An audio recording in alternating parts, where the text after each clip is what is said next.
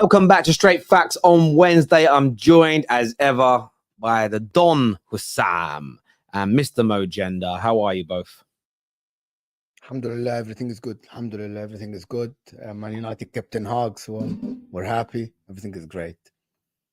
I'm good. We're back here on Straight Facts. Big up to the Terrace audience. Make sure you guys are liking. Make sure you guys are subscribing.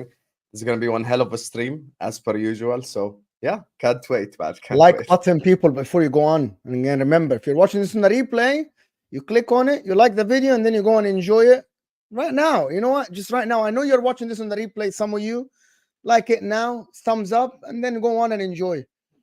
This is Absolutely. And I also want to say praise be to God when it comes to the Man United board making a sensible decision, a calculated decision, a methodical decision, and seeing certain Man United fans upset and angry and going crazy just enhances my belief that they still have no idea what the actual problems at our club are and were and why we struggled for the best part of a decade. So it's it's been a very interesting 12 to 24 hours with the Ten Hag news. And that's where we've got to start today. But we're also looking at the Premier League being sued again, just as it was predicted a week ago. Would more lawsuits come? They could be. We're looking at Chelsea as well, with some Chelsea fans really kicking off and being angry about what's going on with their club at the moment. Some are backing it, though. We're going to be debating that. But I wanted to start off with the Ten Hag situation because some expected him to go. Some predicted he would stay. Mo being one of them, thinking he would stay, and it ended up being absolutely spot on. Husam, from your point of view, what do you make of the process that United have gone through and the decision to stay with Ten Hag? I want to make a special request that Mo starts on this topic because I'm going to be the hero while Mo is the villain. So why are you going to be the hero? I don't get it. Because you're going to guess. Because you're going to guess. Here is how this show going to go, guys. Terry is the Man United fan, right? He's going to take. He already. Terry is the host. Before you said Mo starts, so don't cut me off. Khalas? Okay, start. Don't talk about Terry. Talk about Ten Hag. Don't cut me off. Don't cut me off, please. Don't. Okay. Let me have my freaking monologue. Hakan monologue, right? Right. Go ahead. Simply, Husam is gonna. This is how this is gonna go. Terry's gonna say, "I'm gonna keep my powder dry," which is what he did. He said, "I'm gonna stay with Ten Hag. Like I'm gonna back Ineos." Husam is gonna gaslight Man United fan. He's a Liverpool fan. He's gonna tell them this is the right decision. It says everything that is right for you and all this stuff. My opinion about this is a terrible start from Ineos. And I said that before. This is like a wife sitting there while her husband is flipping tender to find a new date, a new woman, right? And then when he couldn't find a new woman, he literally said, "Oh, can we go for dinner now? Because I couldn't find a new woman." This is exactly what happened. And it's not only that. What happened is that it's not even keeping this guy. They're not only keeping Erik ten Hag to keep the bid warm until they found, even if it's a case of Ineos keeping Ten Hag because they couldn't find the ideal candidate, right? They are giving him a new contract. I don't know why. Erik ten Hag in the first season had a good home form and not a great away form. And the second season, he regressed, not only regressed with a small amount, it was catastrophic football by him. It was absolutely one of the worst regressions I have seen from a manager at Manchester United ever in a second season. They played one of the worst football in the country. They regressed. They won the cup, yes, against Manchester United, but that does not an indication. Because I'm going to tell you something. If Man United finish 6th next season and win the Carabao Cup, will you say that he should keep his job? If he keeps playing the same football next season, Man United fans, you just ask yourself one thing. And all the people that say, "Oh yeah, we wanted him to stay." If you're sitting here in January and Man United are sick, ask yourself one question, Man United fans. It's the last thing I'm going to say. Is it more likely next season that you're going to be sitting here in January when you're 6, or is it more likely that you're gonna go back and progress next season and go be third or fourth? Because by the way, 2 seasons ago you finished third ahead of Liverpool. Yes. You were the Yes. second team in the home form in the league. This is what happened. You did not lose a home game against a top 6 club in the first season. Ineos skipped Ten Hag because they couldn't find a candidate, which is, I think, what happened is that at the end they just backed him, kept the crowd happy, the most of the crowd happy, or whatever. And at the end, this is a terrible decision. It's too much risk. And I'm gonna say this last thing before Husam comes in and gaslight you guys, Man United fans. They literally, what they did here is they took too much risk for a big club, right? Took too much risk. It's 10% that he might turn it around, because I'm not gonna rule this out, and it's 90% this is gonna fail and he's gonna be sacked by next season. Okay, now it's time for someone to just it's time for someone to just speak the truth. And even though it's going to be a Liverpool fan to speak the truth, I must speak the truth on this situation. I know, obviously, earlier on, I see some of the names in the chat. They were commenting on the video I posted today on like why skipping Ten Hag is the right decision. Sometimes the market dictates what you do. This is just the ultimate reality of the situation. You look at the managerial market right now, none of them are better than Ten Hag. This is just the ultimate reality, whether you like it or not. This is not 5 years ago with about 5-6 world-class managers available. You look at the current available managers, McKenna, Potter, Southgate, Thomas Tuchel, all these guys, they are not factually, categorically better than Ten Hag to the level where you have to sack him and start all over again.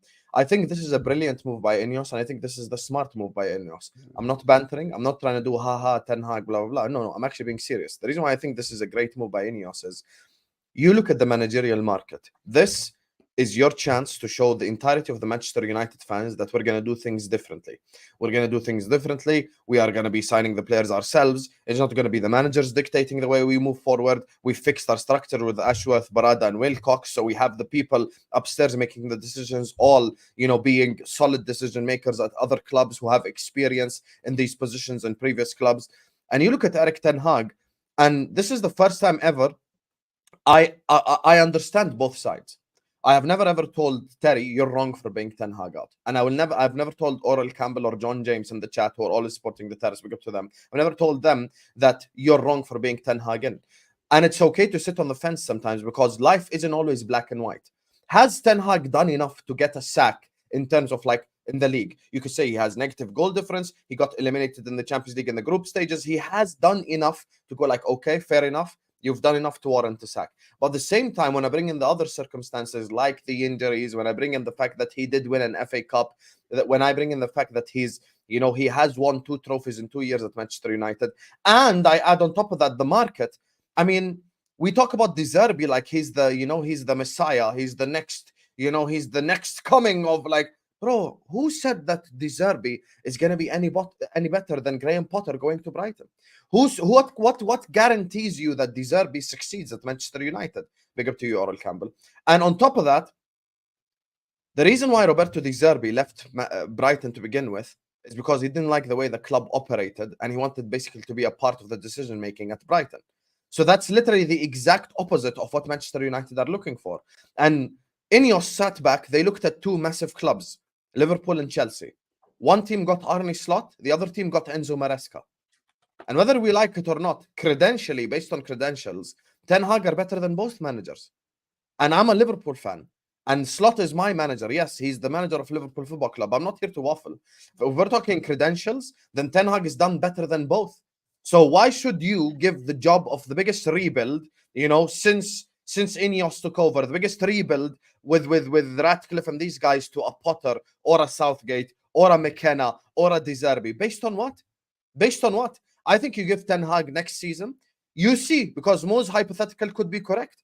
I am not denying that certain parts of what Mo's saying is correct. Yes, next season could start and Man United could be absolutely dreadful and they sack Ten Hag.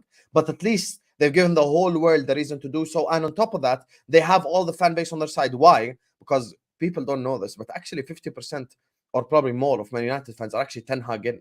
Like this is something that I discovered. There are a lot of people that have Ten Hag in. There's So a lot. Well, There's a lot. so, There's more Ten Hag in than there's Ten Hag out. I think when you look across the Yeah. entirety of the fan base, I Sorry, would agree to basically that. what Husam just said is that keeping Ten Hag is the right decision. So when it goes bad, they have a reason to sack him in front of them. So PR, what Husam just said is that keeping Ten Hag now is that when it goes bad, they can sack him for a reason. So that means, right? Basically, it's all PR.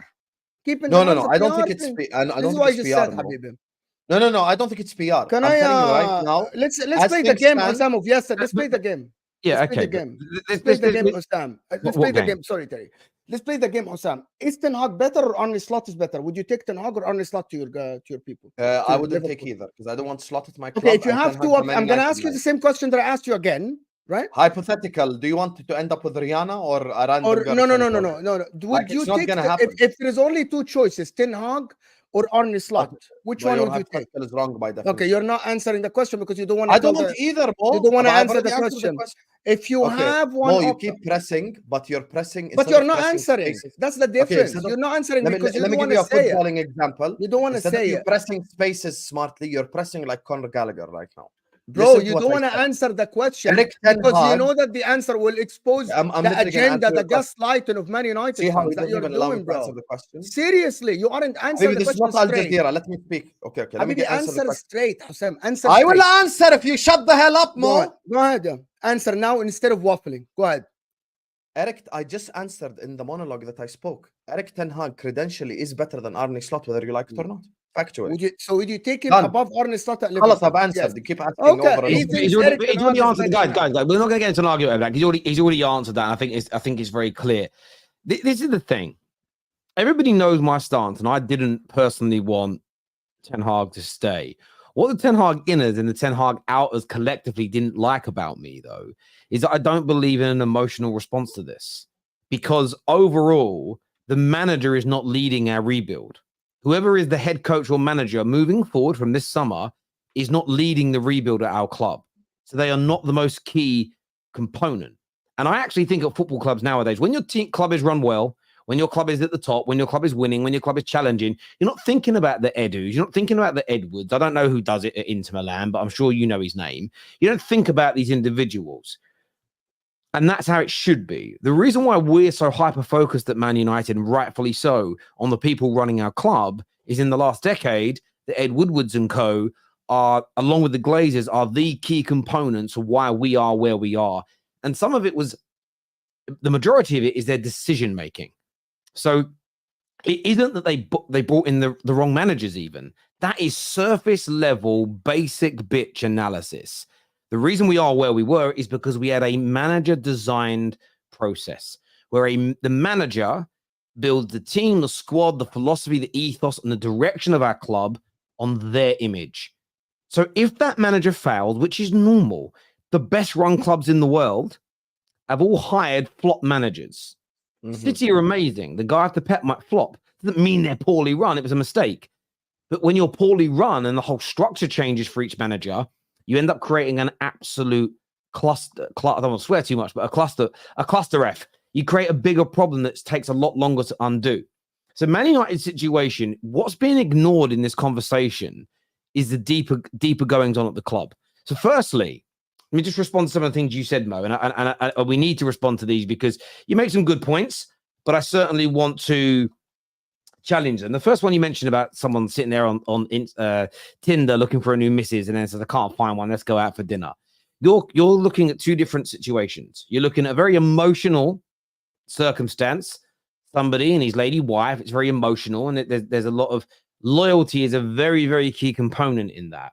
When it comes to football, you don't want too much loyalty. We as fans are so hypocritical when it comes to loyalty. We demand it from players and managers we don't want to leave, but we have no loyalty when we want to get rid of somebody. So there shouldn't be that much sentiment in football. Football clubs should always be looking for better versions of players and managers if they can improve your team. You could love your striker, but if a better striker is available, you should be looking to replace him. The same should be said for a manager as well. Now, it's impossible to do that successfully when you have a manager-led club like Man United have been for its entire history. because you change the manager and everything else changes. We are building a structure and a system where the sporting directors, the footballing directors, the CEO are going to be in control of the vast majority of what goes on, footballing wise. The head coach strokes manager, they are going to have a say on some transfers in terms of we need this position. I like this guy, I don't like this. They'll have an input. But their main job is coaching the first 11 and picking the first 11. And that is why it wasn't a case of looking for an alternative per se. I don't know. And you've worked at a very high level of business, Mo, so you understand this thoroughly. Ten Hag was essentially re-interviewed for his job because his job no longer exists. There is no longer a manager role at Man United. You are a head coach. So from my point of view, from my perspective, I looked at it. I still wanted a new person in that role. But the objective part of me, who isn't crying because I didn't get what I wanted, you know, I'm not being that 5-year-old brat on Christmas Day who gets a scooter instead of a bike and swears at his parents and storms off to his bedroom and cries his eyes out, smashing the place up as he goes along. I'm going to remain objective because I trust the football decision makers, the key decision makers at the club. What I love about this process, and I don't love every element of it. So this is where Man United fans have got to learn to grow up. You're never going to get exactly everything you want and exactly the way you want it. But from my point of view, I love the fact that we said we were going to do a review, and we said the manager wasn't sacked, and we said it's open-ended, and it ended up very much being that. Turns out we interviewed far more people than the media knew about. It turns out we had a meeting on the FA Cup final day with Marco Silva of Fulham. So, and this wasn't us going out of our way to talk to everybody. It was managers throwing in their CVs and chatting to us. So we have spoke to people, looked at what's available in the market, looked at what Ten Hag is willing to do. As the media did get hold of some information, turns out to be very, very true. Things like Ten Hag's willingness to make tactical changes to the team, which he did in the final few games of the season, was a key factor in helping him to stay. There is a lot of talk that he is happy at this point to relinquish some of his power to remain at the club because he has a lot of power and control over transfers if he wants to stay. And that's also why a new deal is being looked at, because his current deal is for a role that no longer exists. There are veto options in his deal where he can stop transfer. Right now, he theoretically can stop a transfer from happening with a veto. Of course, Man United want to give him a new deal. And of course, Man United need to get rid of that veto because that current deal and veto messes up the new system that they're bringing in. So there's so much more going on at Man United other than just, we need the best coach.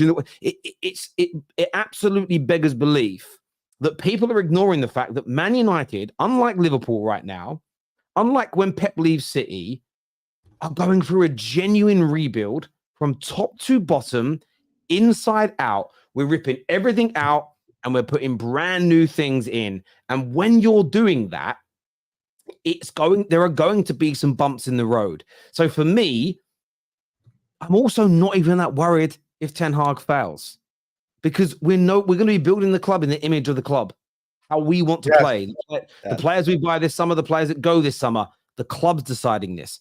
Let's say Ten Hag does 6 months and it's not working and we get rid of him. Fine. We then have to find a different candidate, but we continue moving in the same direction. This is all, people keep saying, Terry, you've been compromised. I can't believe you're backing this decision. The manager isn't running the club anymore. I've been asking for this for a long time. Now, let's see how he does. And I hope Ten Hag is successful. I hope Ten Hag delivers. I hope he thrives with this structure. All the people that challenged me about him wanting to leave, I hope they're right. The people that said they want him to stay, give him a structure he can cook. I pray you're right, because I want Man United to be successful. But there is very little risk in this process, because the head coach at Man United, for the first time in our history, and rightfully so, becomes a plug and play option, if you want to use that terminology. Of course, there are question marks over it. Of course, people can be frustrated, but they are ignoring the much bigger and wider picture of what we're going through as a club. And the Man United fans are doing this, as I said at the top.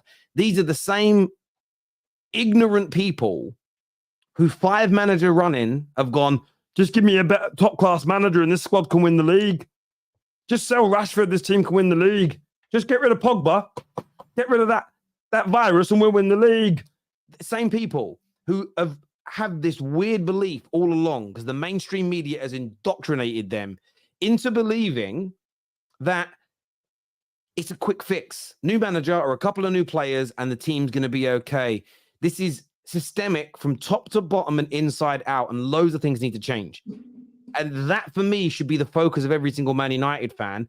Yes, the head coach is a very important role at the football club, but I trust the people making the decisions that are now there, that they didn't find someone that they believe could not only coach better, but was willing to listen to their plan and take instruction from them. The worst thing we could have done is jumped out of the frying pan and into the fireplace. Do you know why? We've done that 5 times running. And I'm so glad that our review, the leaks, the conduct, the approach, the new structure are all completely different from anything else we've done in the last decade. That fills me with a little bit of confidence. Not overconfidence. I'm making no massive claims.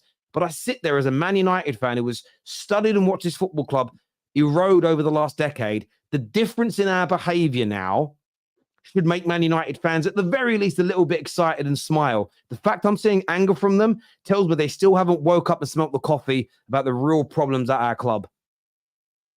Can I just use one example from this one thing? Terry, Husam and Terry destroyed Chelsea for this. I'm coming here. I'm sorry. I'm coming here for this. Can you put up the article again? Well, let me finish. Okay, let me just finish. Put out the article again. Put out the one that you should show. Hang on a minute. I'm just responding to this viewer. Wait a second.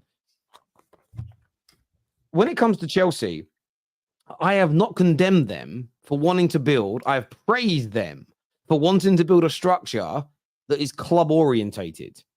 What I have condemned them for is the mistakes in that process. So if in 2 years' time, my friend, Man United have gone through 4 or 5 managers, the squad is imbalanced, we spent £1 billion and we're not in the Champions League, you will see me criticize these new owners in the new direction in the same way. Go back to what I said. Everything that Chelsea have said in theory is absolutely right. Their application hasn't been good enough. But I cannot moan about Man United's application because we haven't played a game under this system yet. So you can't compare the two situations right now, my friend. And by the way, just to completely destroy his point further, Poch deserved to stay. Poch is completely different. Had Todd Bowley and these guys kept Poch, then I would have kept the same energy. I'd have said, "Well done, Chelsea. You've now doing stability." Can you put the quick example? Momo, I'll let you speak. I just want to use a quick example. I can use my example as an example. Keep gaslighting. Keep doing it. Keep gaslighting. Keep gaslighting, Habibi. Keep gaslighting them. Yes, keep telling them it's good. You're a Liverpool fan. Keep gaslighting. But you keep interrupting. Let me speak. I am not. I just said why you're willing on. Guys, I'm going to jump in. Let him finish, please, just because the viewers don't. I literally just wanted 20 seconds. I said when I wanted the Liverpool manager, I said I wanted the head coach. I didn't want a manager. I said this. And when they came out and said, like, basically that the new guy is going to be a yes man and follow what Edwards says, I agreed with it 100%. I used Klopp's 8 years in charge as an example. First 4 years, listening to Michael Edwards, it was like a well-oiled machine, a Champions League, a Premier League, continuous. The 4 years after, it was no longer a well-oiled machine. It was no longer Michael Edwards involved. It was no longer listening to sporting directors and scouts. It was Klopp taking all the power. It was Pep Linders having the say on transfers. And all of a sudden, in the next 4 years after that, 0 Prem, 0 champs, 2 Carabao Cups and an FA Cup. That's the difference between when you listen to people who know their role and people who doesn't. And the final point I'd say is I've seen one of the scouting reports that the scouts make. I'm not even supposed to say this publicly on YouTube because it might get my guy in trouble. But I've seen one of the scouting reports.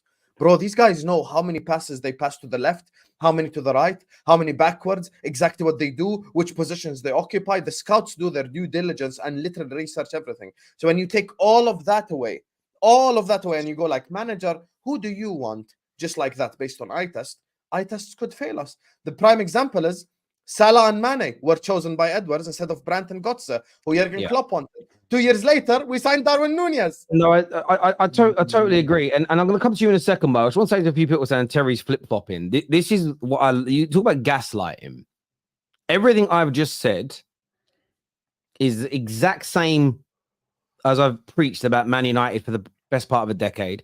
And it's what I've been saying for months about whether we get rid of Ten Hag or not. What yourselves are not comprehending, and I mean this with all due respect, is that you don't have the mental capacity or maturity to put subjectivity to the side and be objective. the fact that I haven't got one component, the only component so far that hasn't gone the way I wanted or what I thought was best is Ten Hag staying or going. But everything else has been pretty much what I would have expected from a modern day club in terms of how you running it. So I'm not going to throw baby out with the bathwater because of one thing I didn't get. Football fans have got to wise up from this type of behavior to me, because you're never going to get everything that you want. But Mo, back to you. You want the article back up? Yeah. Yes, this article, yes. Erik ten Hag willingness to accept Jason Wilcock's tactical suggestion that he uses Bruno as a false nine in the FA Cup final was the key factor. So basically, what Erik ten Hag is a coach, but they want to intervene in the tactical decisions, which is something that we made fun of. Like, Erik ten Hag should be more equipped and aware of his tactical adjustments and stuff like that. If they don't think that Erik ten Hag is tactically good, they shouldn't have kept him. Basically, they want a clown. That's how I'm seeing it. They want someone that they can tell. Let me finish, please. No. Please let me finish. They want. I'm just gonna explain something here. Very simple. But you're just wrong. Okay, maybe Let I'm me wrong, finish Terry. when I Maybe speak, I'm then, wrong, Mo. Terry. Maybe I'm just different than your opinion, Terry. Okay, go, finish your point. Like, go on. seriously, maybe we're just different in opinion. Finish your opinion, then I'll ask you a question. Yes. My point about this is that Erik ten Hag in the first season was good. Second season, he was atrocious. He was terrible in the tactical decision. Injuries or not injuries, there's no style of play and everything. And now, if this is true, what they said, they really going to tell him, if you're telling him who to play, where to play, just hire anyone then. It doesn't matter, because he isn't making the decisions of who's going to play, who's not going to play. Incorrect. But incorrect, though, Mo. Yes, so they have spoken to McKenna, they've spoken to De Zerbi, Frank, Silva, Pochettino, Thomas Tuchel. They obviously re-spoke to Ten Hag at some point over the last few months. And it isn't just about how you're going to play. It's about their belief in the process you're setting up, their belief in the structure that you are putting in place, how you believe the relationships are going to work. And people keep coming out with this notion, this ridiculous notion of so-and-so club just wants a yes man. Of course, you want a company man. You want someone that's got... If you come and work for me, Mo, tomorrow if you come and work for the Football Terrace, are you going to be a yes man to me? Are you going to do as I asked you to do as my employee? Yeah, but also so I have my vision. Okay, hold on. Can I answer then or not? Can I answer? But I haven't finished my question. But it's not only yes. Okay, yeah. I know, what does that mean? To a limit. So let me finish the question. You're not answering. I am answering you. Mo, you can't answer a question that I didn't finish asking. Okay, so finish the question and then let me finish the question. Are you a yes man if you do as I ask you to do? And I want to preface that by saying, of course, I want you to have some creative freedom, some suggestions. I want you to do certain roles in your way and style. But you must fit the Football Terrace and my framework. You can't bring your own framework to my business. You can bring your own style, but as long as my framework is delivered. Does that make you a weak man because you accept the job? Yes, there is a difference between, if you hire me, if you are not a graphic designer, for example, okay, if you're not a graphic designer, I am the graphic designer, and you hire me as a graphic designer to you, and you tell me, I want this brand, I want it to look like this, but you tell me which color to use, which material to use, and you're not as experienced as me, and I tell you that this is better material to use, right? You are intervening in my job. You shouldn't have hired me. You should have done it yourself. Basically, to finish this point, basically, they can tell him we want to play a brand of football. We want to be offensive. We want to be this. Of course, every club wants a brand of football. That's known everywhere. But to tell him who to play where, when they aren't as equipped and as educated than them, that is intervening in his job. He shouldn't stay at the job. So I agree with Mo.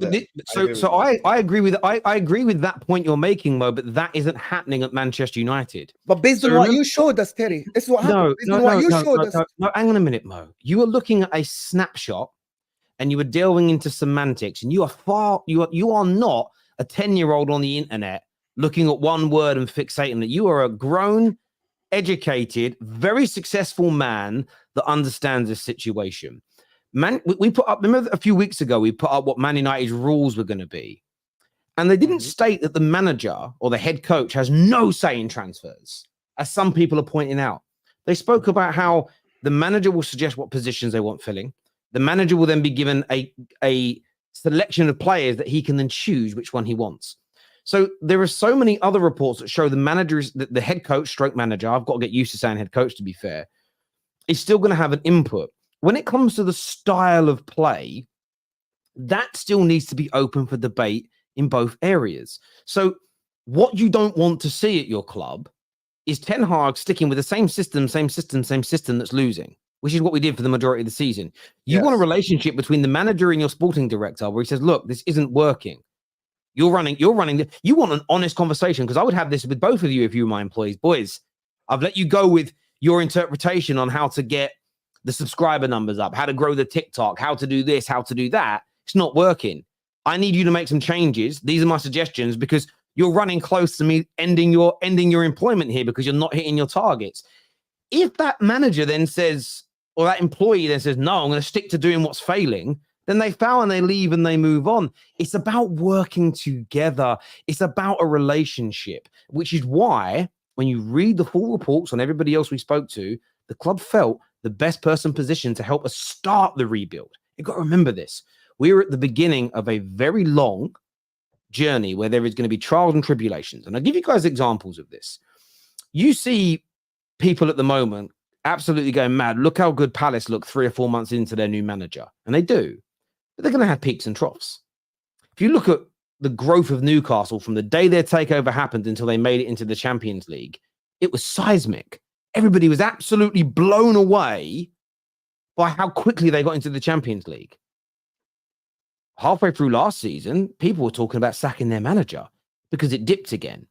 And this is what will happen to Man United in different ways. You will have some peaks, you'll have some troughs over the course of the next 3 to 4 years during this rebuild, where you're doing everything. We're physically rebuilding half the club, physically, and then you're building up lots of different areas. It is not going to be plain sailing. Ineos will make mistakes along the way, absolutely. But what Man United fans have got to do is stop throwing baby out with the bathwater. The reason being is that we have not been in this situation before. The irony with all the Man United fans, and a lot of people keep saying to me, Terry, be honest, you're gutted. I'm not. I told you all that I wouldn't be gutted if whoever we ended up with, the same as I wouldn't be going absolutely crazy if we got a manager I wanted, like we were going to win the league. I promised that to you all from the beginning, and I'm being very, very true to my word. The Man United fans going crazy and kicking off saying we're finished. Well, the club's followed your lead every single time we've struggled, which is sack the manager and get rid of 2 or 3 players and we'll win the league. We'll be challenging. You've been wrong every single time. So how about you shush, admit you were wrong, and get behind the process now, which people like me, people like Neeks, people like KJ, people like Canadian Cam have been begging for, pleading for the entire time. It's the first actual piece of change, real change, at Manchester United in a decade, and I'm excited about where this can go. I'm not deluded. I want to say something important. But we have got to stop nitpicking over every little decision, because otherwise we are just enjoy it. Enjoy the damn thing, because it could end up being really, really good. Husam, before you talk, I want to ask a question. Can I ask a question, Husam, before you talk? I'm sorry, just related to what Terry just said. Do you think this is one of the biggest decisions is hiring the manager in a football club, or no? Not yes and no. So it's a really good question. It is, but not at this particular moment in time. People are confused. You hear the people talking about confusion. Yeah. Of course, the biggest decision, and you got with the guy that failed. I was going to answer. The reason why it isn't right now is we are not where Man City are. We're not where Liverpool are. We're not where Real Madrid are. This is the problem with this conversation, is that everybody likes to look at clubs. It's like they're playing fucking FIFA. It's like they're playing a computer game, and we all know this. If you're good at FIFA or you're good at Football Manager, you can take over pretty much any of the top 6 teams and win the league year 1, can't you? Like, people think that's how real football is. Man United and Man United in name only. We've got the money, but we are so broken. We are so far behind these football clubs in every facet, in every single facet. The most important positions that we've already appointed. It's the Baradas and the Ashworths and the Wilcotts to begin with. Eventually, it will be the manager and it'll be those star players that we put in place. But this club has no foundation. And when I look at a manager, if you think about it as building a house, the manager is almost it might be the brickwork on the outside. It could be the decorating that you do on the inside. It's like but you can't do any of that until until your foundation is built, you can't do those things. And Man United fans have ignored the fact that we have been foundationless for a decade, and that is why every structure we try and put together falls down. And Man United fans ignoring this are crazy. I want to say something important about the players as well. There's another reason why this is a good decision. The reason why this is a good decision is this sends a message to the players. You see all of you players who down tools under Mourinho, who down tools under Van Gaal, who down tools under Oli, who down tools under Ranić. Now you no longer will be allowed to down tools because we're actually carrying on with the manager. There's only one manager, I believe, from the list that they interviewed that actually, in my opinion, and I'm a massive fan of this guy, would have taken him at Liverpool like that. That's Poch. Everyone knows this. Other than that, I actually look at that list. I mean, with all due respect, he's better than McKenna. He's better than De Zerbi. He's better than Frank. He's better than Silva. Thomas Tuchel has that Antonio Conte gene about him. And I can explain easily in 10 seconds why they didn't hire Thomas Tuchel. Because look at the state of the club when he leaves. Klopp said something which is important, and it is valid, even though Klopp fucked up over the last 3-4 years. He said something. It's not about what they say when you first come. It's about what they say when you leave. How did you leave the club? Did you leave the club in a good place? Let's assume, for the sake of argument, Arteta. Let's say Arteta leaves tomorrow. He leaves Arsenal in a completely incredible place compared to where he first took it. The problem with Thomas Tuchel is, look at how he left Chelsea. Look at how he left Bayern Munich. He only won the league title literally just because, Dortmund bottled it in the last day at home, a game that they should have won, and then he lost the league the year after to Leverkusen and didn't even finish second. Finished third, got knocked out of all competitions, didn't win a single trophy. So he leaves the club in a bad place. And in his interview, apparently there are reports and rumors that he was talking about names like Antonio Rudiger, which shows me that Ineos are sticking to their principles of no longer signing Galacticos, which shows me that they're actually headed in the right direction. Fixing a club structure is much more difficult than signing new players or getting a manager, because what Terry said is true, Mo, and you could be right. By the way, both of you guys are saying things that actually are factual, because what Mo's saying is, if January comes and Man United are 6th and they're playing shit football, yeah, okay, then Ten Hag deserves to get sacked. What Terry's saying is, even if Ten Hag fucks up, because now they're building a club in the image of the club and not in the image of the manager, the guy that takes over from Ten Hag doesn't have to work with 15 different prototypes of players of different profiles. He has to work with the image of Manchester United and try to get that back on track. Now, when you look at the managers that are available, once again, this is a very important point. Guys, the market dictates what you do. Chelsea got the manager of Leicester City, who got Leicester promoted. That's who they got as their manager. Liverpool got Feyenoord's manager, Arne Slot. We're yet to see. He could do really well. But the market is showing... Just because of interest of time, guys. Look, we've all said our piece on this, and as I say, I'm not trying to... Say the last piece, please. Am I allowed? Go on. After you're done. Because we're not done on Man. I want to move on to the next Man United piece. But yeah, say your piece, and then we'll do it. Go on. Okay, when Erik ten Hag joined Man United, he wasn't someone who's a yes man, who's someone who wanted control. That is his style. He played good football again in the first season, I'm going to repeat. And then the second season, he fell apart completely. And he lost at home. He got dominated. He wasn't great at all. The underlying numbers are shit.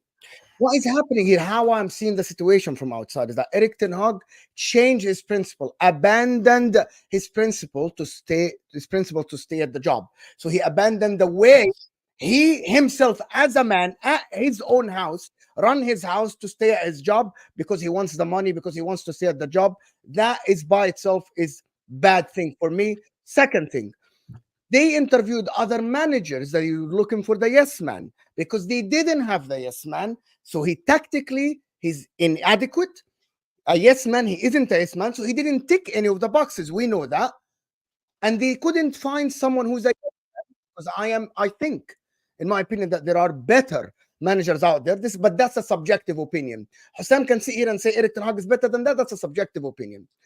But they interviewed other managers because they aren't happy with the guy that is not a yes man. No, so but that isn't. But you're now going against everything. The last part of it is that at the end he changed his principle. He abandoned his principle to stay at the job and to agree with what they say. So he changed the way he is there, and this is why for me he lost all credibility for me as a football coach. So I get where you're coming from when you say that by listening to his employees, he has abandoned these principles. You've just done yourself out of it ever working for me, because you can never prove to me that you could take instruction now, Mo. That's a joke, by the way. But from my perspective, it's not about abandoning his principles now. He abandoned his principles for large parts of his first season that go against the Ten Hag we all knew. He said himself that he can't play that way. And I think he almost convinced himself that he can't play his style of football here. He abandoned his own principle. But the reason he abandoned his own principle is because he had the power to do so. He had the power to do what he wanted. That is not how top football clubs are run nowadays. None of the top clubs right now performing work that way. The club dictates how you. If Pep turned up and said, "I'm going to play like Simeone," you telling me Man City would allow it? No, they would go, "Yo, we want Pep's football. That's why we hired you." But we let it happen. So I get where you're coming from, and I get I get your perspective and how you see it. But I still think you're looking at the surface level of this conversation, Mo, with absolute due respect. You're right, he abandoned things. But I go, cool. I'm asking the 5 whys. Why did he abandon it? How was he allowed to abandon it? Who was stopping him from abandoning it? Who was keeping the ship on course? Because the problem is with most quote-unquote managers, I don't think they're trained to manage football clubs. I think they're trained to be head coaches. I think that a lot of them have this arrogance inside that I can do that. But Man United in the last decade has demonstrated you can't. And all the clubs around us that have done well don't have managers. They essentially have head coaches. And even when you look at Liverpool, when Klopp was the head coach and Edwards run shit, they won more than when Klopp was given more power. Because as good as Klopp was, he wasn't a great manager of a football club. He's a great head coach, great at managing his team, great at motivating his players. But let him stick to that. And that's when Liverpool at their best. But viewers, we'd love to get your take, your views and your opinions on it. As I say, what I was trying to say before moving on is I ain't trying to convince Mo. My job isn't to convince Mo. My job isn't to convince anybody. It's to put my opinions across. You, the audience, will decide who you think is right. And then essentially the victories on the pitch will prove who is or isn't. And someone in the chat said we will fight stuff. Guys, me and Husam are partners. And we work with Terry daily, probably. Yeah. We aren't fighting people. We aren't fighting. What I love, though, in these comments is Terry trying to convince himself. I'm not. This is where I don't know how long you've been watching The Terrace, my bro. But if you've been watching it more than 3 months, this is all I ever spoke about when it comes to my club. This is all I've ever wanted in terms of structure. I want to do the super chats. We're not going to debate all of these super chats because we're going to run out of time. And then I want to speak about some transfer stories here.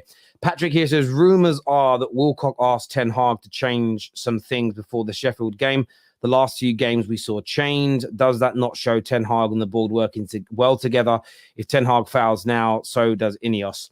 Well, Ineos don't foul if the manager fouls. That's the thing with the club-led model, is that you can just put someone else in and you carry on going in the same direction. It's like when you die in a computer game, you just go back to where it was saved and then you carry on from that point. You know, this isn't the way Man United have operated. If you think about it as a computer game, like a platform game, the way we've operated in the last 10 years is wherever stage of the game you're at, when you lose, you go back to the beginning again.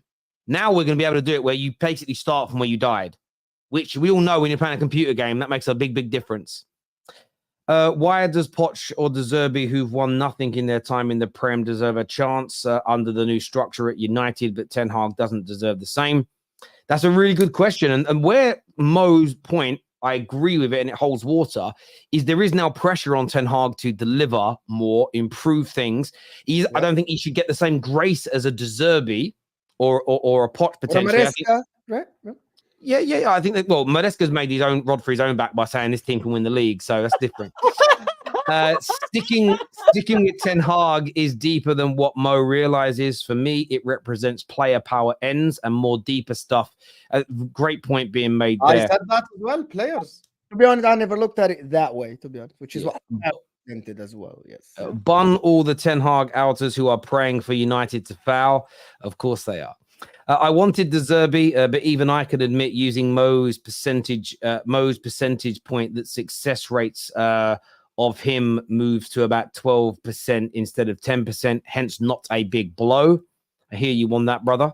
Mo, all the other managers we were linked to would be massive risks as well. I agree. And this new contract is to change his role and remove his transfer veto.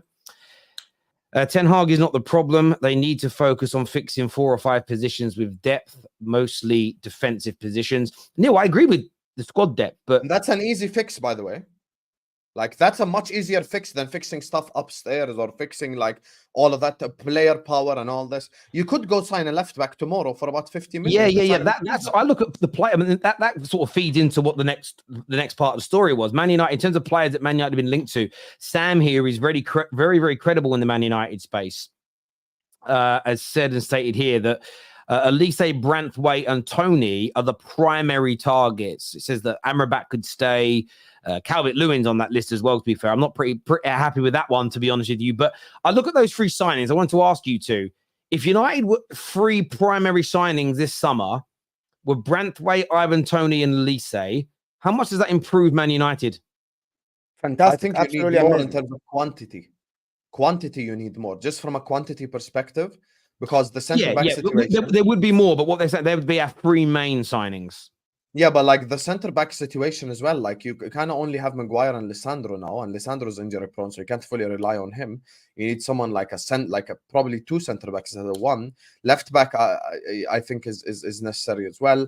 Midfield, I think these are the positions you need to strengthen in. And if Ten Hag changes his chance creation and the way that the team plays, I think you could get the best out of the likes of Rasmus Højlund. Now, Olise would be a fantastic signing.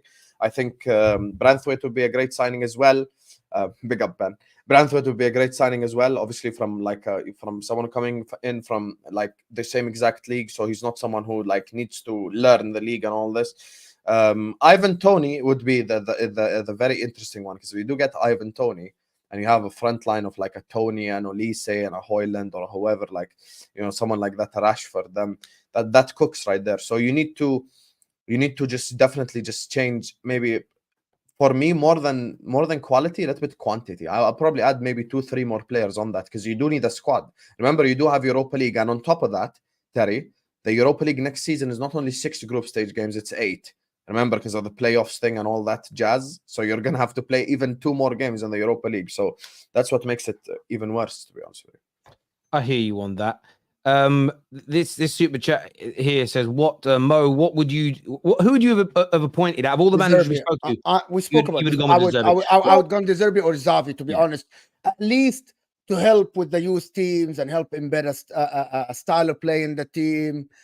I get why De Zerbi isn't a yes man to the point, like, but I think in terms of coaching style, Erik ten Hag for me already regressed massively at Man United. So that is my point. I hear you on that. 9.5 to Terry for the mental gymnastics. I love Io, you're a long time viewer and I love you, bro. I respect the joke, but on a real level, you know this is what I've been asking for forever and a day. People acting like I've just come out of it. Patrick here says, to clarify, Terry, I mean Ineos have put Ten Hag to succeed. It's not all on Erik ten Hag to make United succeed. Ineos play a part too. Of course they do. The owners and the people that run your football clubs are massively responsible for how good or bad things go as well. Of course they are, 110%. It's as if I'm living in cloud cuckoo land. Man United had a huge gap between the defense and midfield for like 3 quarters of the season, and Ten Hag did nothing about it, but somehow he's staying is good. I've seen it all. You know who else had that gap? Brighton. I think it's the right decision. He's successful in terms of trophies, keeps the continuity. The board just trusting him might be a good thing with dividend res. With divided reds. I don't know what the res means, but yeah. Maybe results, maybe, yeah. I love it. The same people that slander Ollie for that trophy comment are now using it against Ten Hag. These are the same clowns that said get rid of Ollie and we'll be back. No one ever said we'd be back now with Ten Hag. But that's also my point. Like the people that I remember when we sacked Ollie and people come to me saying, Terry, all the Ollie hours were right. And I just told you, well, no, we haven't. Unless we change the structure at the club, everybody will foul, including when we won the League Cup. We were doing well at that point. Mo's right. But I said, if we don't get new owners and we don't change the structure soon, Ten Hag will go down the same path everybody else does. And I genuinely believe one of the reasons, there's multiple, but one of the reasons is most head coaches nowadays don't know how to fucking manage football clubs. They know how to be head coaches, and they eventually fail at it. They're not trained to do it, especially in the continent where it doesn't even fucking exist, the role. like Ten Hag has not been at any club in his life where he's even had a manager. Like, he has head coaches that he's worked alongside. So yeah, I get it. I dare you to show us the news that says Ten Hag's new role is a head coach. They will say manager. I don't think the title is important. It's what you do. But I do think we should change the title to head coach, because manager suggests football manager, managing a club. We know, if you actually go and look at the news articles, my friends, the power that's being taken away from who's ever in that role. So whether he's called a head coach or they're still calling the manager is irrelevant. It's the role you do. Some people are called road sweepers. Some people are called environmental hygienists. They both do the same thing. They pick up garbage cans off the street and put them into trucks. It doesn't matter what you title it. It's the same job. So for me, it's my friend has CR7 as his profile picture. Says it all. As a Arsenal fan, I wish you got South Goats. Bless up the football terrace. Thank you, Joseph. Take that Jamie Jackson article with a pinch of salt. Ten Hag has played Bruno at the 9 before. I actually, be honest with you, I actually think it's nothing to do with the position he played Bruno in. I look at the fundamental difference in how we tucked our inside forwards into midfield out of possession from the Arsenal game onwards. Those tactical changes, I mean, Ten Hag might have thought of them himself, but he's made changes that improve this as a team. And I just wish he'd done it earlier in the season. We'd have come in the top 4. If we'd have done that from December onwards, we'd have finished in the top 4. No doubt in my mind. My issue with Ten Hag is lack of accountability, falling out with players, PC behavior. I don't know what you mean by PC behavior. Philosophy, but he stays. Let's see what happens now. TFT, not a flip-flop. It's fair. I'm not. Yeah, absolutely. Harold, you're a super fan. You're in the group chat. I agree with I've still got your concerns about him. I just now, he's either going to have to iron them out or he's going to go. And he's being given one last chance. And part of me likes that. Terry is just setting himself up for a long explanation when things go tits up with Ten Hag at the helm. No, because if he fouls and doesn't deliver, he has to go still. But then I'm actually, for the first time you'll see me in 10 years, be up for a manager leaving, because we're not changing the structure again. It's just a new head coach. So it's what I want. What an extraordinary panel of representatives from America, Britain, and Jordan. I'm Egyptian. Egyptian. Mansour. I'm Egyptian. You made it, Mo. And You made it. Green card and shit. Let's go. I'm Egyptian first, then became American. It's completely different. Man like Bash, hey, super chatting again. Love you. I know you said you couldn't with the location you were in, but thank you. Terry, no way this decision is good in any, well, he slagged me off now. Not joking. In any shape. Why the contract extension? Why the delay? To achieve greatness, you need to take risks. The decision made is a panic and a lack of ideas. I disagree, but I understand why it can be perceived that way. I don't think what you're saying holds no water. I don't think it's illogical. But you could argue staying with him is a risk. You could argue, you say it's a panic decision, but we've been speaking to managers for weeks and decided that a panic decision for me would be a snapshot. You very rarely make a panic decision over a prolonged period of time. But I think what you say holds water, my friend. And thank you for the super chat, brother. She Loves United says, Mo says Ten Hag should be sacked due to a massive regression, but wants us to hire a man that took Brighton from 6th to 11th. I explained that the Zerbi situation before with Terry, where they got rid of his best players. He's rotating goalkeepers. He's rotating his starting 11, even if they are fit, which tells me that it wasn't about him winning at Brighton. So I explained that before. I don't want to waste the audience, but thank you for the super chat, for the question. Go back to the episodes when we spoke about the Zerbi, and you will find actually the timestamp where Terry put how we spoke about the Zerbi and why I wouldn't put it on the Zerbi that they regressed. But thank you. Appreciate it. Tevin here says, I think the panic decision was to sign a manager just to sign one. You could definitely see it that way, but this could still end poorly. We shall see. I mean, it can end. The only person this will end poorly for is Ten Hag, because we ain't going to change our system and structure and foundations again when he goes. So it might end badly, but we move on to the next guy, and it's great. Let's go. Let's move forward. And in the early days, that will still be painful for Man United fans. But where I hope we get to is where where you see Bayern Munich as a great example. These guys could be struggling at the start of the season with the manager, sack someone, bring someone new in and go on to win 2 or 3 trophies because the structure's good, the squad's good. That's what we've got to aim more towards. It's how good is the squad? How are we trying to play football? And if a manager isn't cutting it, you bring someone in that can coach that team better, but wants to fit in with how we operate. So I get your point.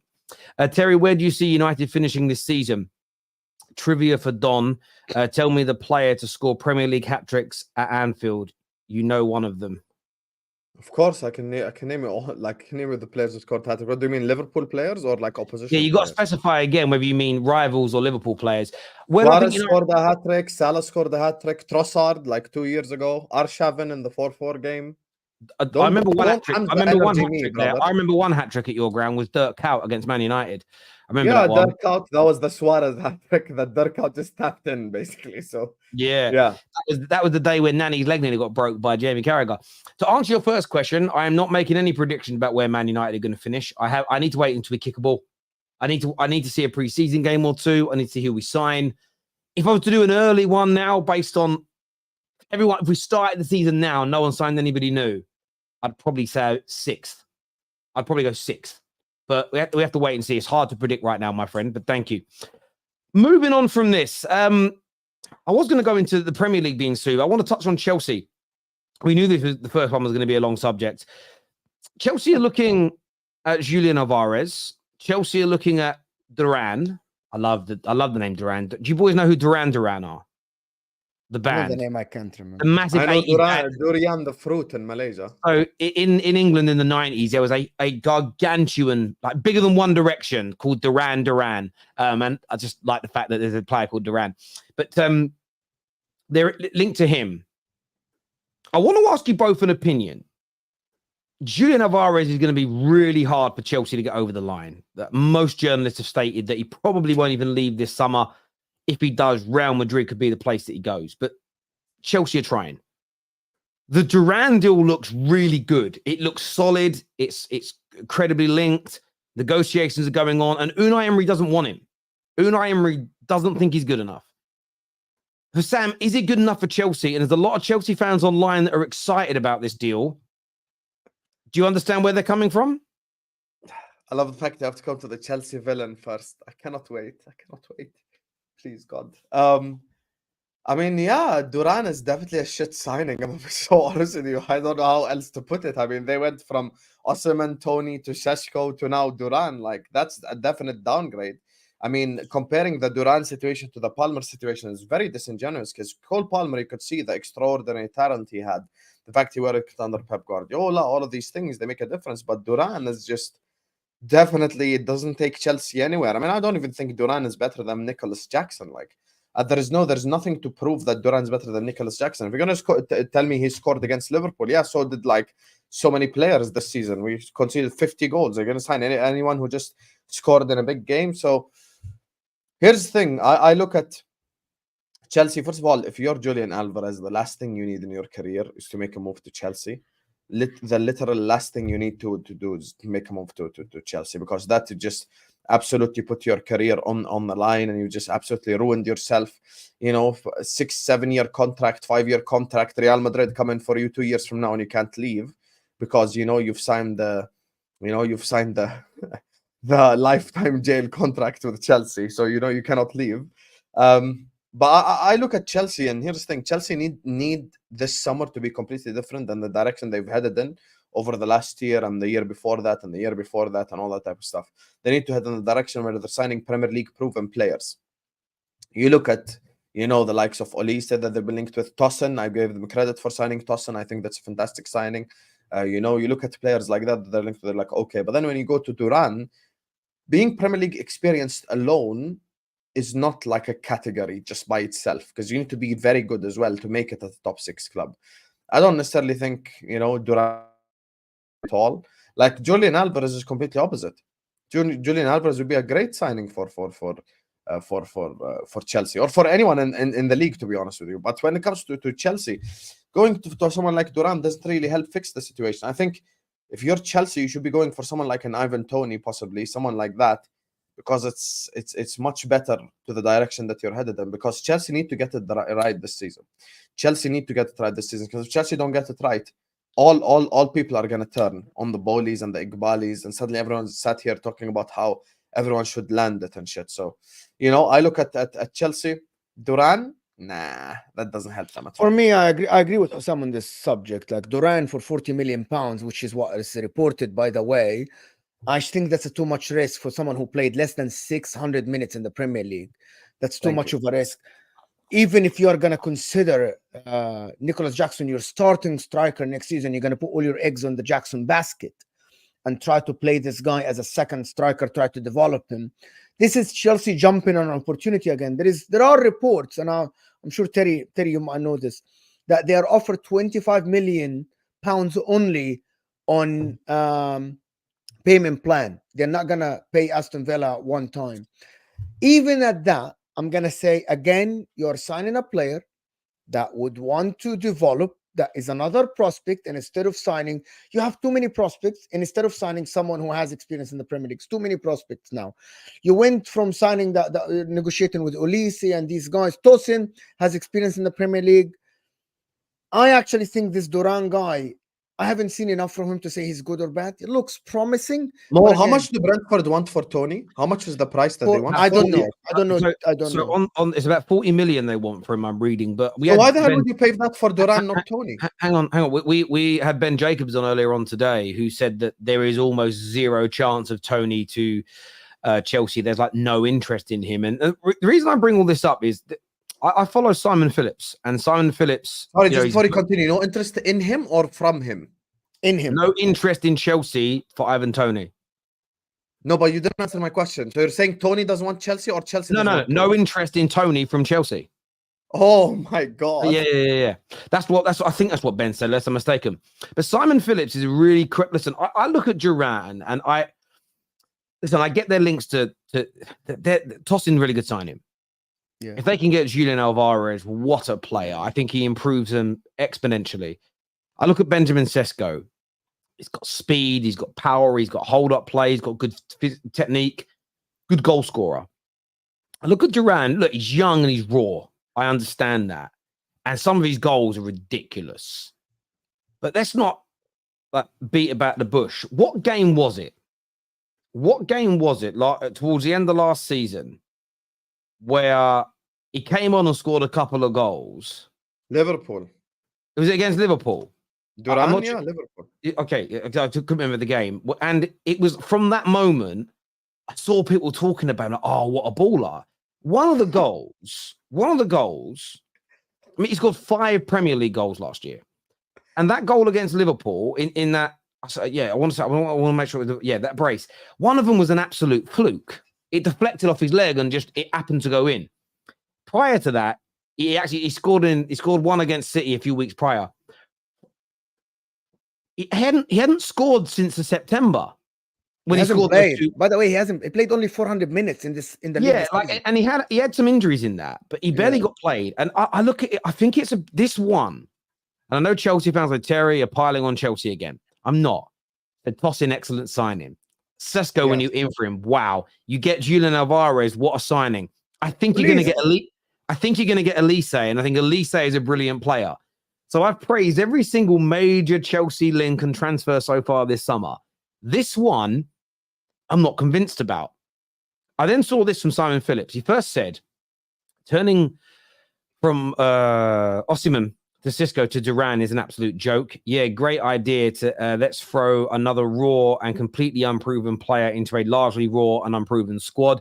That makes total sense. He then goes on to say to his followers, stop comparing the Cole Palmer situation to Duran. Duran has 3 Premier League starts since January 2023. Palmer was much less of a risk. We need a proven goal scorer. Duran, not yet one. The risk element is way too high. 2 young raw players for us, for our only number 9 options is not smart. And I have to agree with Simon Phillips on this one. I just don't see this being, and we could all be wrong. And if we're wrong, we'll hold our hands up. But I just look at this, and Unai Emery doesn't fancy him. He started, 3 or 4 Premier League games since January 2023. And Chelsea want to stick 40 to 50 million on him. I just think that money could be better spent elsewhere. Maybe I'm wrong. I just think it could be better spent elsewhere. You're 100% Toney, right. literally. You're 100% Toney, right.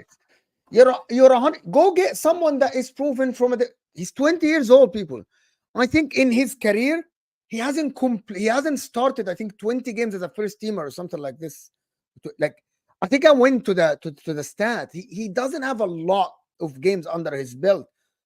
Simon Phillips is 100% true. If this 40 million pounds that's a lot of money for Chelsea to spend on another unproven striker.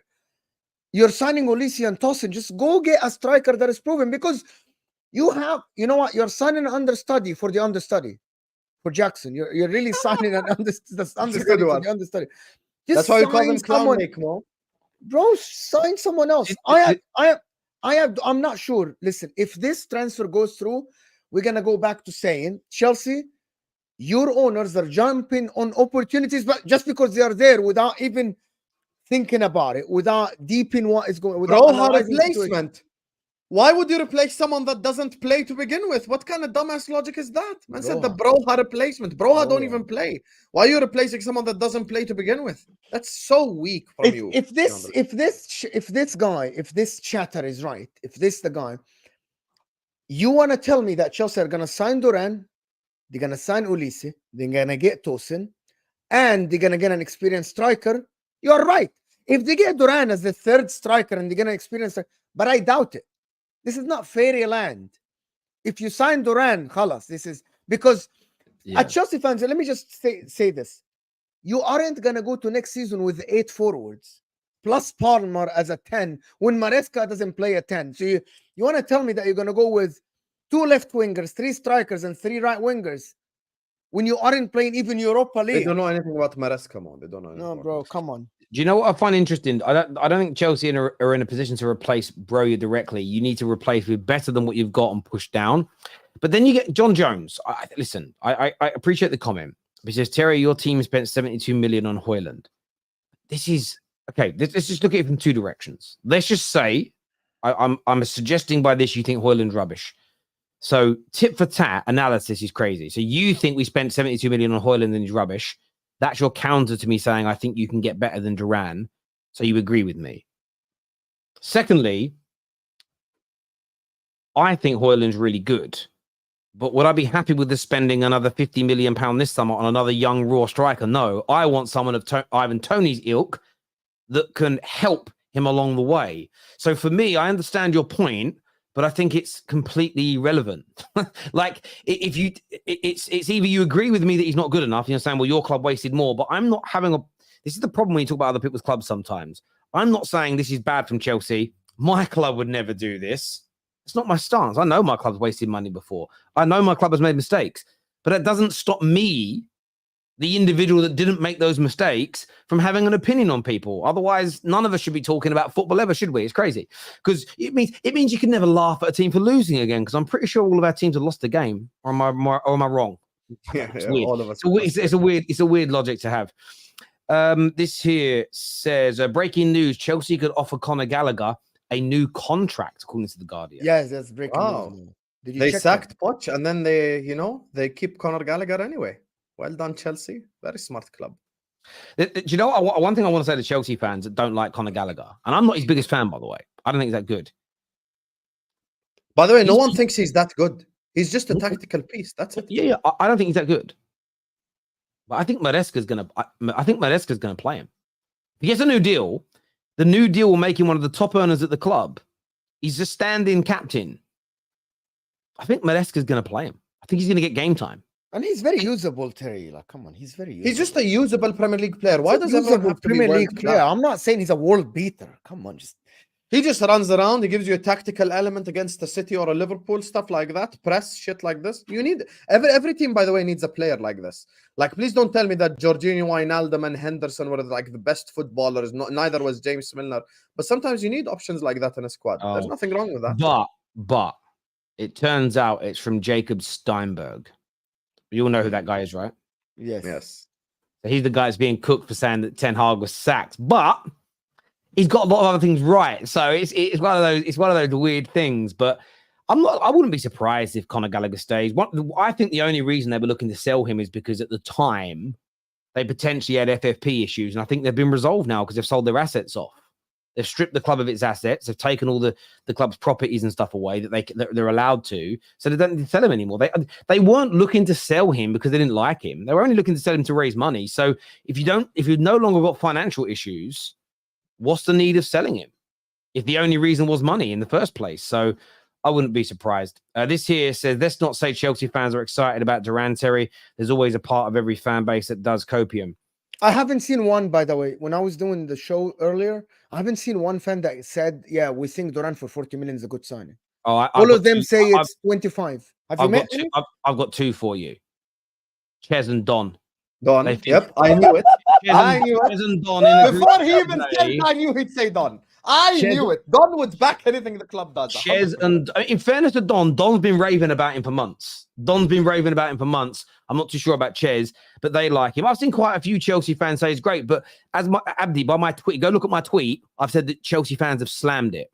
So most Chelsea fans I've seen have absolutely condemned the idea. But I just wanted to put it out to the Football Terrace community and see what the Chelsea fans on this stream want. But I didn't read all the messages, but like Don and Chez are absolutely convinced that it's a very, very good piece of business and he'll thrive at Chelsea. Why is it always Don? Why is he thriving? Based on what he's going to thrive at Chelsea? Is there another look at the eyes? Look at how he plays football. Is that another one of it? Like, it's just, oh my God, this guy in the eye is fantastic. Husam, what does it say? On ability, he's fantastic. Based on ability. He's great. He's going to thrive at Chelsea. Listen, this is too much of a risk. 40 million pounds for this guy. Bro has less than 600 minutes. Bro, oh my God, but we got Cole Palmer is the same. No, come on. If they get him for 25 million, I still think that that's just another prospect. Do you want to know what I think about Duran? Do you want to know what I think about Duran? Do you know what player comes to mind when I watch Duran play? Emil Heskey. Yeah, kind of similar. Is that every now and then he's going to score an absolute belter. He's a good footballer. I think he'll become a good footballer. But I think Chelsea need to be aiming for better. Yeah. I really do. This prospect thing, bro. Like, just come on. This prospect thing is crazy. We got to get prospect. We got to get a prospect. We got to get a prospect. This prospect thing is. Remember Heskey and Owen at Liverpool? Heskey is much better than Duran. Let's not even go there. That's what it reminds me of. 25 million pounds on installments. Another. People don't realize, and this is the one thing I'm going to say about this 25 million pounds, that this is a player that will take a place on your squad again, right? He's a player. You can only, you're going to register some players. He's going to take a place on the squad. You need better. You aren't signing a 16 years old for 25 million pounds. You're signing a first teamer who's going to come in and he's going to demand game time. Oh my God. This Conor Gallagher thing. The Chelsea fans. Can I ask you something for real, Husam? Do you think this Conor Gallagher decision, if they renew the contract, is the right decision or no? Yeah, like he's just a usable. So we're on the same page here.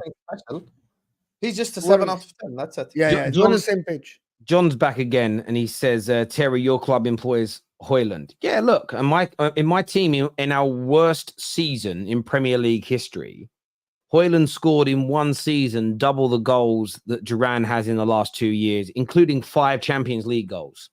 So Duran has 8 goals in 2 years, okay? The striker you're having to go at in his first season in a dysfunctional team, by the way, Villa, in the time he's been there, have been very good. Under Unai Emery, he scored double. It's just not even... Come on now. Like, you're picking the wrong fight here, John Jones. You're picking the wrong fight. Rahman here says Duran is tall and physical striker that doesn't displace. Jackson would complement him if Chelsea sign him and play him, but they won't play him together. Their manager loves wingers and inside forwards. Blue Brothers think too far, Rahman. I just want to say, we get that you're a City fan, you have to suck off Chelsea, and it's kind of like in reverse as well, but you're doing it too much now. Terry, you are dense, bro. Clown Lake's model will not allow Chelsea to go after a tier 1 striker. It ain't happening. But that's nothing to do with me being dense. That doesn't mean that doesn't make the player good enough. I'm not saying that this is. I understand that might be the system. That might be the process. That might be the structure at the club that they can't go for a tier 1 striker. But just because that's their process doesn't mean I have to rate the player. How does it make me? So my opinion of Duran being only an average to good player should change because Clear Lake have a policy against it. What does that mean? Yeah, that's why we call out Clear Lake, by the way, JP. What is this? Terry, are you running the football club now? Terry's not I don't understand this. Are you calling this guy JP? Are you calling Clear Lake or are you calling us? I don't get. No, he's calling me dense. This actually is calling us out, or he's saying I'm dense. He's saying I'm dense because I'm saying Chelsea should get a better striker, and he's saying Terry, but Clear Lake's model won't allow for a better striker, so I'm wrong to suggest they should get a better striker. So Clear Lake are wrong then, not Terry. JP. That's why we call them Clown Lake, brother. What is this? This is what I love. This is what I love. Minutes played, Terry. Give more context. Yeah. Why hasn't he played the minutes? Because he ain't good enough. Because he ain't good enough. That's why. What is wrong with people? And I hate. Can you put up the last comment by Flocky? You see why they're clowns? They let Pochettino go. They literally. Hang on. I don't know where it is. It's the last super chat. Latest super chat. Oh, okay. Yes. They let Pochettino go because he decided he wanted to keep Conor Gallagher and their interest didn't align. And then they're giving Conor Gallagher a contract extension after sacking Pochettino. Make it make sense. Make it make sense. Que schifo, Chelsea. I just what are you guys doing? If Clear Lake are wrong, what makes Terry right? Well, what makes me right or wrong is your personal opinion on whether Duran is good enough to make Chelsea a much better team up front. So if you think he makes them a much better team up front, then you can say I'm wrong. If you don't think he's that good, then clearly you agree with me. I don't know. This has gone very left. Hang on. Terry is just redundant. How many times are you going to talk about the same thing? It's the first show that we've had a debate about Duran. Yes, Chelsea should go for a tier 1 striker, but it ain't happening. Move on. That's all I'm saying. So you're sitting on the fence yourself. So because Clear Lake won't sign better than Duran, no rival can ever talk about. This is weird. This is like communism. So weird. This is weird. This is like communist Merseyside all over again. What am I reading here? Roll out your club. Land it. Terry knows more than Clear Lake. He should be Chelsea owner. I wouldn't sign Duran. Yeah, I wouldn't sign Duran. Yeah, you're right. I wouldn't. But Hitam's actually on your side. Can I just say something? I know. When you guys say, but they are running the club, are we not allowed? So have you won the Premier League last season? Have you won the Champions League? Have you seen an FSG out playing above Anfield? Hold on. Like, what is this? What is going on? Are we not like your club? It's very. If you see us here sitting, slagging off Manchester City, how they run their club, you can say all of this because these guys won a treble, won the league 4 times in a row, right? When we talk about the owners of Chelsea, because they haven't yet proved that they are able to run a football club. Yes, 6 managers in 2 years. You know, 6 managers in 2 years. Finding everyone else's transfer targets. Nobody can say any bad thing about any club if you aren't supporting that club. If you aren't a fan, you don't know. What Chelsea fans are doing this thing, and only the ones that are saying it, not the ones that are saying that it's crazy. But you're setting this precedent now. Wherever I see you criticize another club, I'm just going to say, well, no, the owners of the club won't allow us to sign anybody else or anyone better. So don't criticize it. It's honestly, do you know what I think is happening? There are some Chelsea fans that are very aware of where they are. I've been thinking about this last year. Chelsea are a giant club. Chelsea have some excellent players in their current team. They've got an amazing they've got a big history. The last 20 years have been fantastic. They haven't challenged for a league title in 7 years. I want to hear my theory on this. They haven't challenged in a league title for a league title in 7 years. But in that time, what has sort of stopped them from getting the criticism they're starting to receive is that Europa League win and, of course, that brilliant Champions League win. And I don't want to use the phrase papering over cracks per se, although a lot of Chelsea fans like Winter Surfer, Monstar that's been on the show before many, many times have kind of said those victories kind of papered over cracks. But as those trophies start to become further and further distant memories, when they're not in the Champions League, when they're linked to players like, I feel like there's a small percentage of Chelsea fans who who are only now starting to enter the denial curve of where they really are in the pyramid of English football as things stand. And I think it's hit them hard in the last few months. The way I've seen, not Simon Phillips and not a lot of our super chatters, not a lot of our guys, I almost feel like there's an element that are completely, they're not oblivious anymore. They were oblivious up until recently, and they've realized, my God, we're not very good anymore. We're where Arsenal were. We're where Man United have been. Maybe not for as long. Project, by the way. I feel like they're in that space, and it's hit them hard about where it's almost like this realization's hit them, but they haven't accepted it yet. And there's like this denial within it. And I'm talking a very small percentage of Chelsea fans. The ones that are calling me dense for saying that because Clearlake have a policy, their fans shouldn't demand better than Duran. And I don't think I've already said Duran's got raw talent and there's potential in there. But I think what Chelsea need is somebody more established this summer. I really do. Super chat here says Eddie Nketiah had more GA than Duran last season. That's crazy. Yeah, that's true. All you need to know, to be honest with you. Anyone that Chelsea fans, listen. Anyone that sit here and freaking defend this Duran signing as another prospect, you guys are really, really, again, doing what makes you sleep well at night. This is a 20 years old. This is the true example more of doing what makes you sleep well. Less than 600 minutes. When your team is on the verge, you got a new manager, you want a project, you already have a lot of prospects, a lot of youngsters, Madueke, Palmer, Caicedo, Enzo, Jackson, and you are signing another prospect. Yeah. Have you not learned? Gallagher has a year left on his deal. This is probably just to avoid a Rudiger Christiansen situation. Yeah, listen, okay, no problem. But if he plays the first game, Ash, what are you going to say? First game of the season for Chelsea, Gallagher starts. I don't think it's about the first game. I think it's about to see how many minutes he gets over the course of the whole season, because I think he'll be integral. Husam, your team has won one title in 30-odd years. Don't act as if Chelsea are going through some pain. Sorry. Don't act as if Chelsea going through some pain is something your team knows nothing about. This is Terry's specialty. What he usually says, basic bitch analysis. I want to thank Dumiso, aka Siri. Guys, Liverpool have one title in 30 years. Wow. You have debunked everything we've said about Chelsea over the last 30 minutes with this super chat right here. You've completely debunked all our points. Liverpool have one title in 30 years. Well done. Has fuck all to do with anything we've said. You've got 6 managers over the last 2 years. For the last 6 years, you ain't even finished above Liverpool once. The same team that won one title in 30 years. So, yeah. I think what you've also done is actually proven the point. Liverpool and Man United have both been through sort of what Chelsea are suffering with at the moment. We recognize it. We actually understand it. What system will they adopt, and can Ten Hag coach it? No idea as of right now. We'll have to wait and see until the summer. It's impossible to guess.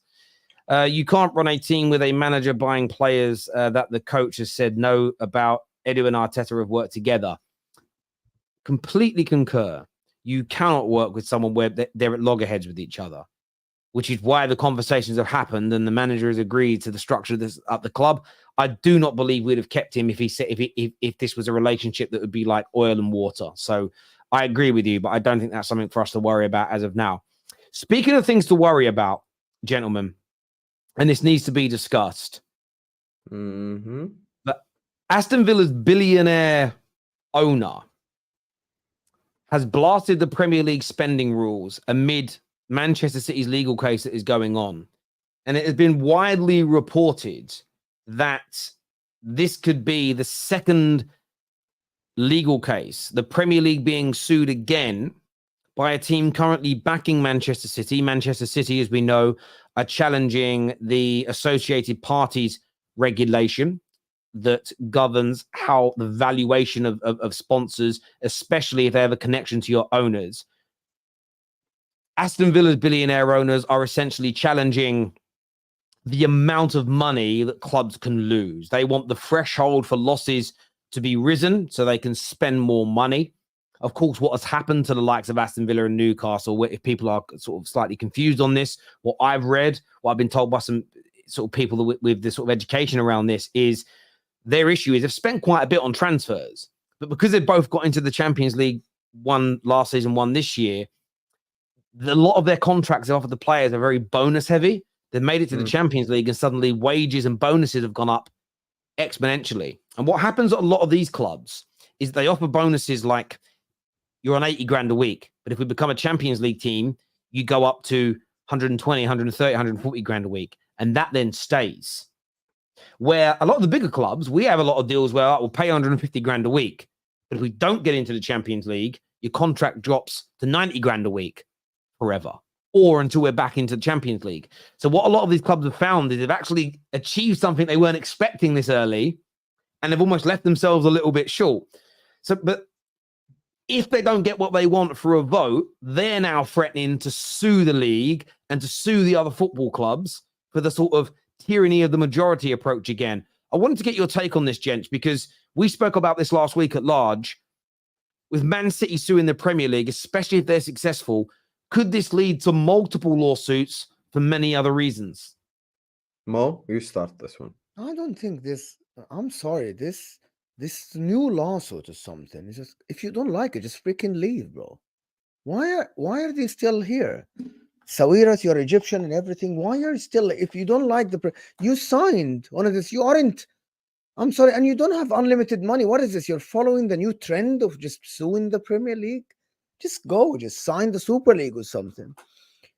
Listen, I am not with FFP and the way it's done and all this stuff. But now everyone is now acting like I'm gonna sue the Premier League. It's like, okay, if everyone is gonna sue the Premier League, khalas, every club that doesn't like anything, Everton sues the Premier League, Everton.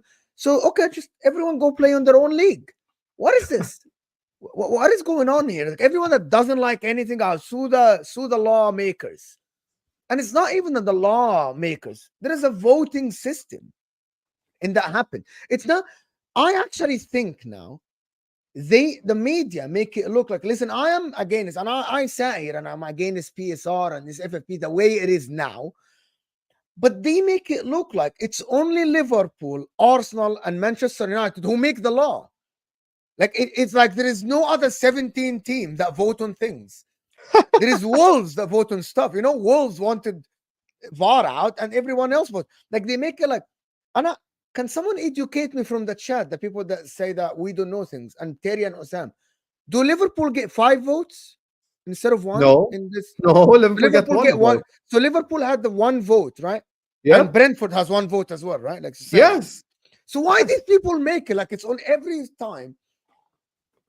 They speak about a lawsuit about PSR and stuff like this. Bro, you can change the law, but you're gonna go to sue the Premier League. This is crazy. Brentford voted on this as well. What I find interesting about it is I understand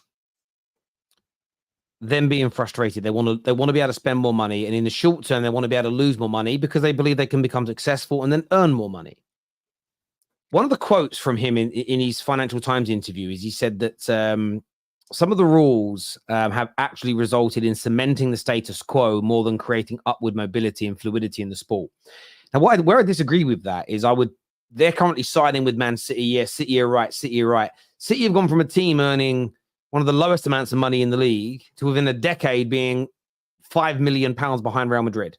So the idea that these rules are stopping teams from progressing, unless you believe City have cheated, is wrong. He then goes on to say the rules do not make sense and are not good for football. This is where I would push back against him. Is they're currently making losses of about 100 and they're currently making losses that are close to 105 million. Teams nearly went out of business 15 years ago for debts for between 40 and 70 million. We suddenly start allowing clubs to lose 130, 160, 180, 200 million. We start allowing clubs to run up hundreds of millions of pounds worth of debts, either to banks or to player contracts. All it takes is for a billionaire like this man to lose his money through a war, through an ash cloud, through a banking system collapsing. All these things would happen, and these clubs could be thrown into turmoil. And I do look at this situation and think to myself, we have to not ignore history because it does have a very, very, very consistent habit of rearing its head again. I don't think there shouldn't be room for reform. There shouldn't be room to challenge. But the idea of every time a club now doesn't win in one of these democratic votes, they're going to sue, that could kill our game. That fundamentally could kill football, because I was looking at some of the things that City fans have been saying, that the rule on the associated parties is anti-competition. And you could argue that, and they might win. You could argue that not allowing a team to lose more money is like a restriction of trade, as an example. I'm sure that you could find a way of going back 10 years and looking at Man United and Liverpool not being given a bigger share of the sponsorship money and the TV money because we get the majority of the views. You could find the legal precedent somewhere, because lawyers are clever, where you can go, hang on a minute, we're out of pocket by over £1 billion here as Liverpool and Man United. We're now going to sue because 2 other teams have sued for things. You've got Wolves that could argue, well, we would have finished 5 places higher in the league last year, which would have been £8 million more in prize money. We're going to sue the Premier League in the democratic approach because people have voted to keep VAR, and we think we're going to be screwed again. You create this can of worms. You have to challenge it in a very different way. Now, some people say the voting system's flawed, and you could potentially look to say, okay, well, we'll do less than 14, maybe 11 votes, majority wins. Instead of 2/3 majority, we're just going to go with the majority. So 11 vote. But is that going to suffice?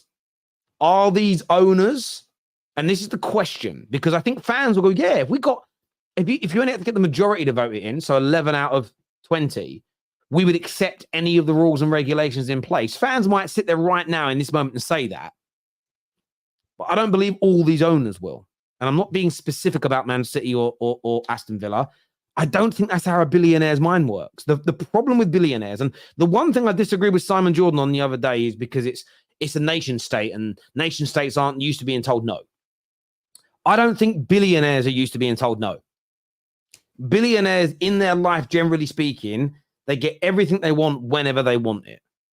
I've seen it firsthand. I was at a car fair once, and I was near this situation, and there was a gentleman. He was from Saudi Arabia, and there was this new car. It was a new Bugatti, I think, and it was a display model, but he wanted to buy it.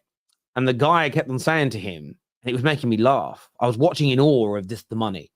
He went, it's not for sale because it isn't a car, it's a shell. There's nothing inside it. But he still ended up buying it because he just wanted it, right? For me, I'm going, mental, but it's his money, right? So, and I've got no issue with that. If it's your money, you spend it on whatever you want. But I don't think any wealthy person, whether you're from Saudi Arabia, whether you're from America, the UK, or Australia, I don't think billionaires are used to being told no. And my issue with this situation is we are opening up a very dangerous, a very poisonous, potent can of worms where certain millionaires and certain billionaires just want what they want in the moment, and they are not thinking about the bigger picture. They are not thinking about the wider ramifications upon the game. They just want to be able to spend now because this is what they want to do at this particular moment in time. And where fans have got to wise up, especially of some of these smaller clubs financially, and I'm talking smaller fan bases with smaller organic natural income. These guys start running up big debts, and we're going to catch the big boys. And then in 3 to 6 years, they stop and you go out of business. I want to hear no tears. I don't want to hear where's the FA, where's the Premier League, where are the big clubs helping us? And remember, none of these rules are going to affect Man United. We are so rich and have so much income. We have owners whose business is worth tens and tens of billions of pounds. And trust me, Ineos would love to pump 400 or 500 million pounds this summer into Man United. So I am not worried about it from my club's perspective.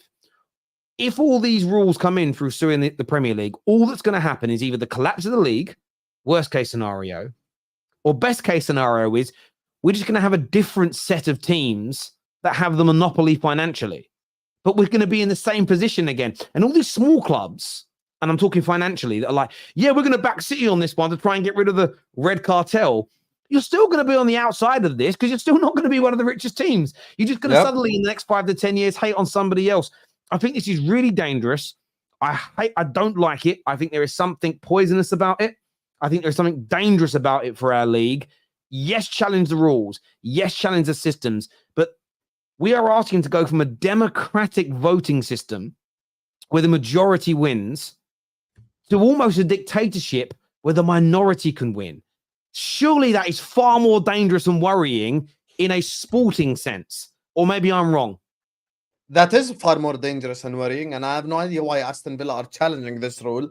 Like it will help Aston Villa become better. It ain't gonna help Aston Villa become better to begin with.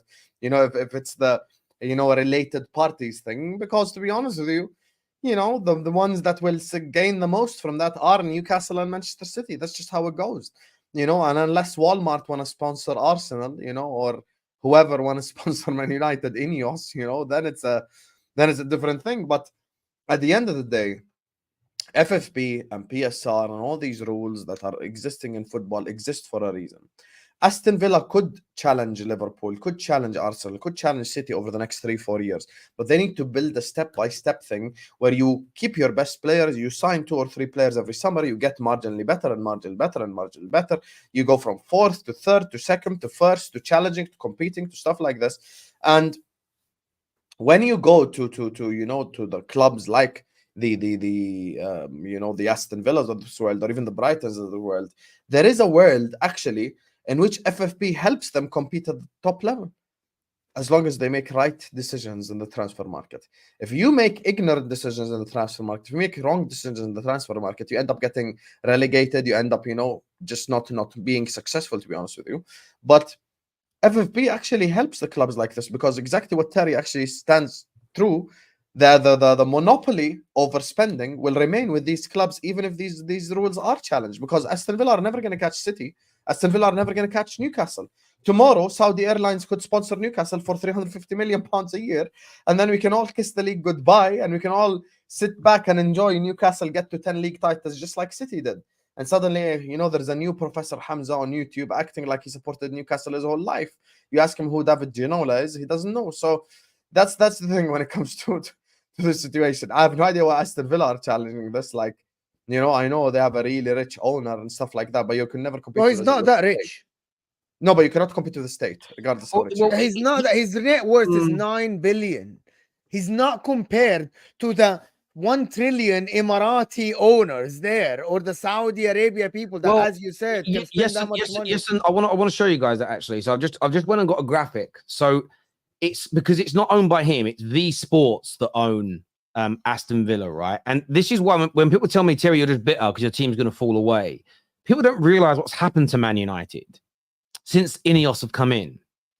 Man United now have the 2nd richest owners in the league because Ineos is so valuable.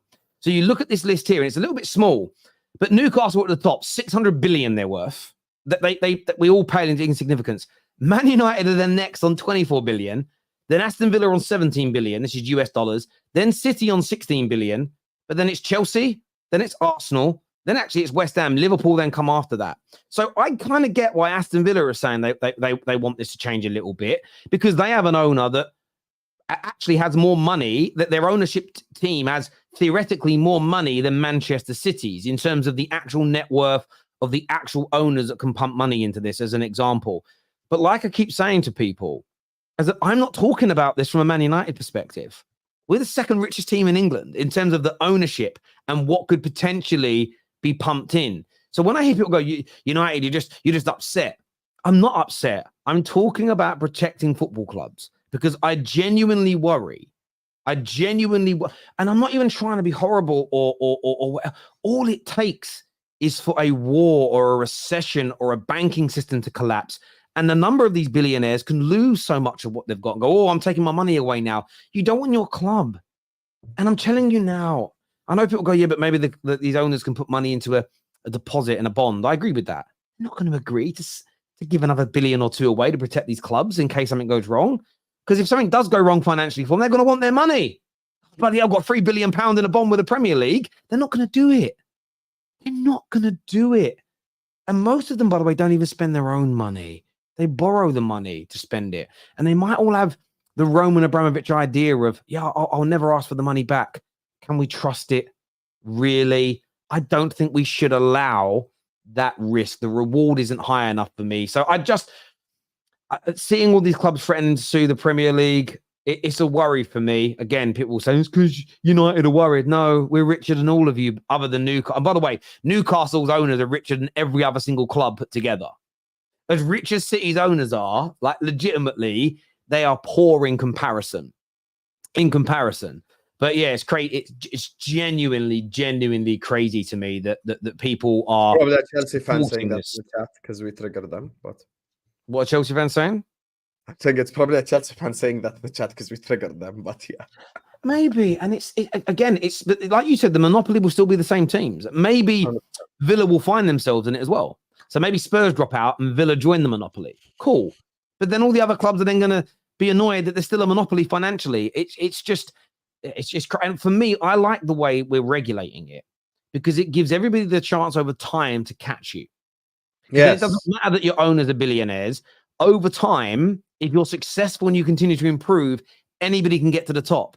If we allow it to be based on how valuable our owners are, the success will be based on how rich your owners are and not just on how well run a football club you are. You're still going to have to be well run. You're still going to have to be well run to a certain degree. But if we allow endless spending, which is, I think, where some of these people want to go in the end result, it will be less about how you're run and how much you spend because you'll just be able to buy whatever you want.